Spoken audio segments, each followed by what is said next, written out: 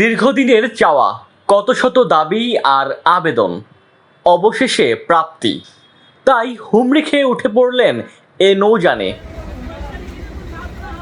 বহুল প্রত্যাশিত কক্সবাজারের মহেশখালীর নৌপথে চালু হলো অত্যাধুনিক সি ট্রাক। এখন থেকে উত্তাল সাগরে ঝুঁকি নিয়ে স্পিড বোটে চলাচল নয়, সি ট্রাকে করে শহরে আসতে পারবেন মহেশখালীর বাসিন্দারা।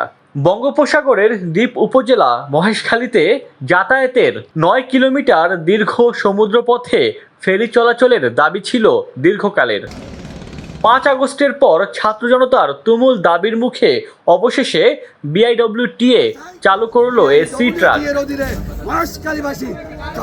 এদিকে সি ট্রাকের জনপ্রতি ভাড়া কত হবে তা এখনও নির্ধারণ হয়নি। পরীক্ষামূলক যাত্রায় সফলতা আসলে পর্যায়ক্রমে ভাড়া নির্ধারণের পাশাপাশি এই নৌরুটে ফেরি চালুর আশ্বাস বিআইডব্লিউটিএর।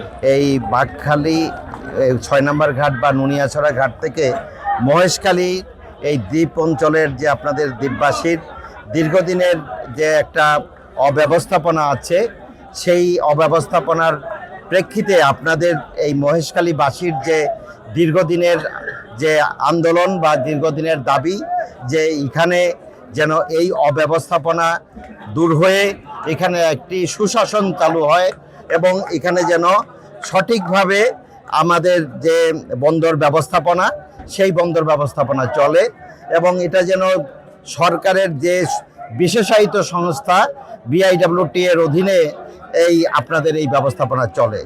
তো সেই দিকটার প্রতি বর্তমান সরকার অত্যন্ত আন্তরিকভাবে দেখছেন। আমাদের মাননীয় নৌ পরিবহন উপদেষ্টা brigadier doctor Sakhawat Hossain sir, তার নির্দেশক্রমে আমরা আজকে বিআইডব্লিউটি এর এখানে পন্টুনি স্থাপন করেছি, আপনারা জানেনই। এদিকে সংশ্লিষ্টদের দাবি, বর্ষা মৌসুমে ৯ কিলোমিটার দীর্ঘ নৌপথে চলাচলে আগের মতো দুর্ঘটনায় পড়তে হবে না বাসিন্দাদের। ঝুঁকিমুক্ত চলাচলের পাশাপাশি খরচ কমবে সি ট্রাক ব্যবহারে। এছাড়া স্পিড বোটের আশায় ঘাটে দীর্ঘক্ষণ লাইনে দাঁড়িয়ে থেকে সময় অপচয়ের দৃশ্য দেখা যাবে না আর। ডেস্ক রিপোর্ট, দৈনিক ডেস্টিনি।